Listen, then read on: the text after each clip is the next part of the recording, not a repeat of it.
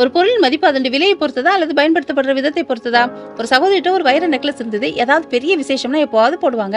அவங்க வீட்டு கிச்சன்ல ஒரு சின்ன டீஸ்பூன் இருந்தது. காஃபி கலந்துட்டு டேஸ்ட் பண்ண, மோர்ல உப்பு போட்டு கலக்க, தோசைக்கல்ல எண்ணெய் விட, இப்படி சாப்பிட்றதுக்கு கூட அதை பயன்படுத்துவாங்க. எப்போவோ ஒரு தடவை யூஸ் பண்ண நெக்லஸ் உடைய விலை மதிப்பு பல லட்சங்கள். ஆனா ஒரு நாள்லயே பல தடவை யூஸ் பண்ண டீஸ்பூன் மதிப்பு வெறும் 10 ரூபாய் தான். நம்முடைய மனித பார்வையில எது விலையேற பெற்றதுன்னு நினைக்கிறோம்? ஆனா கர்த்தருடைய பார்வை வித்தியாசம். ஒரு பெரிய பணக்காரர் அவ்வப்போது கர்த்தருக்கு பெரிய காணிக்கை தருவாரு. இன்னொருத்தர் வசதி, படிப்பு, புகழ் எல்லாம் குறைவு. ஆனா பிறருக்காக ஜெபிக்கிறது, ஆலோசனை சொல்றது, தேவையில் உள்ளவங்களுக்கு வசனத்தை நினைவுபடுத்துறது, சாட்சி சொல்றது, இப்படி பல விதங்கள்ல தன்னால் இயன்றதை கர்த்தருக்காக செய்தாரு. இந்த 2 பேர்ல யார் கர்த்தருடைய பார்வையில விலையேற பெற்றவங்க? ஒரு பாடல் வரியை சொல்றேன், விடை கிடைச்சிடும். பொன்னாலோ மண்ணாலோ எந்த பாத்திரமாயினும் பரமனை நீர் பயன்படுத்தும் பாத்திரமாய் மட்டும் மாற்றிடுவீர். நாம யாருன்றதை விட எப்படி கர்த்தருக்கு யூஸ்ஃபுல்லா இருக்கிறோன்றது முக்கியம்.